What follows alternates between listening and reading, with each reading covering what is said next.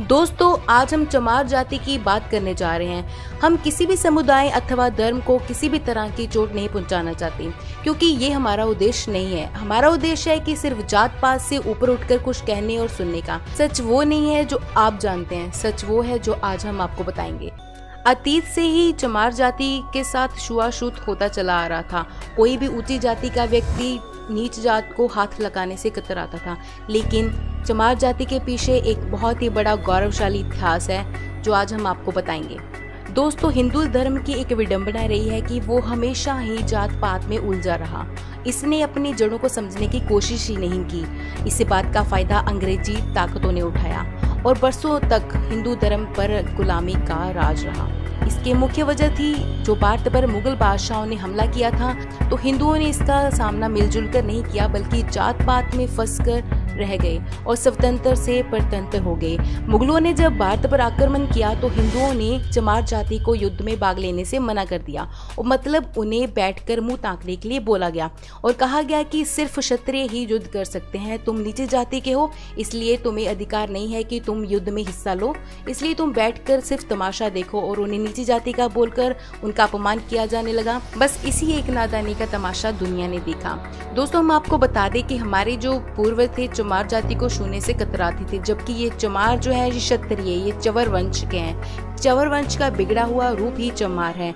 Doctor विजय सोनकर ने अपनी पुस्तक में बताया है कि जब भारत देश पर तुर्कियों का शासन था, तब चवर वंश के लोग भी पश्चिम भारत पर शासन किया करते थे और उस वंश के राजा थे चवर सिंह, यानी कि ये सब भी क्षत्रिय थे, पर उनको चमार कहकर संबोधित किया जाने लगा, जबकि इतिहास में इस तरह का संबोधन नहीं हुआ करता था। यहाँ तक कि चमार शब्द था ही नहीं। जाहिर सी बात है कि अगर चमार शब्द ही नहीं था तो चमार जाति आई कहाँ से। इन लोगों के लिए चमार शब्द का इस्तेमाल सबसे पहले सिकंदर लोदी ने किया था। जब हिंदुओं पर मुगलों का अत्याचार हो रहा था, तब चमार शब्द से पुकारे जाने वाले उन लोगों ने ही मुगलों से लोहा लिया। मुगलों के खिलाफ इन्होंने बगावत की। इन लोगों पर दबाव बनाने के लिए सिकंदर लोदी ने इन्हें चरम के काम में धकेल दिया। ये सिकंदर लोदी ही था जिसने पहली बार चवर वंश के उन क्षत्रिय लोगों को चमार शब्द का इस्तेमाल करने पर मजबूर किया। आपको बता दें कि इस चमार जाति के गुरु संत गुरु रविदास जी थे, जो कि रविदास के नाम से जाने जाते थे।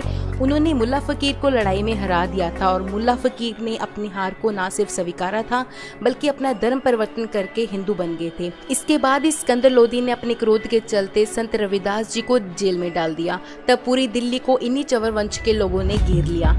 इन्हीं लोगों के दबाव के चलते सिकंदर लोदी को संत रविदास जी को आजाद करना पड़ा।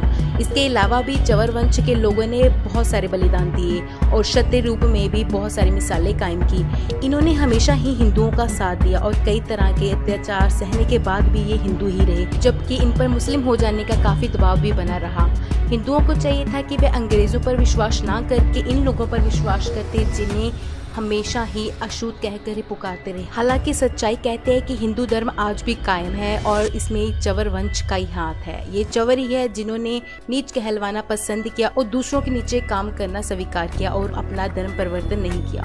ये है वीर क्षत्रिय चवर। इसलिए हमें समझ जाना चाहिए कि कोई भी जाति बड़ी या छोटी नहीं होती, बड़ी या छोटी होती है हमारी सोच। इसके चलते हमें कोई भी उलझाकर जात पात में फंसाकर हम पर राज करना शुरू कर देता है। तो हमें चाहिए कि इस जात पात से ऊपर उठकर मानव जाति को प्यार करें, क्योंकि मानव जाति एक है और हमें जात पात में भरोसा नहीं रखना चाहिए। दोस्तों, अगर आपको हमारी ये वीडियो अच्छी लगी हो तो लाइक कमेंट जरूर करें और सब्सक्राइब करना मत भूलें और बेल आइकन को जरूर दबाएं, ताकि हमारी आने वाली हर अपडेट आप तक सबसे पहले पहुंचे।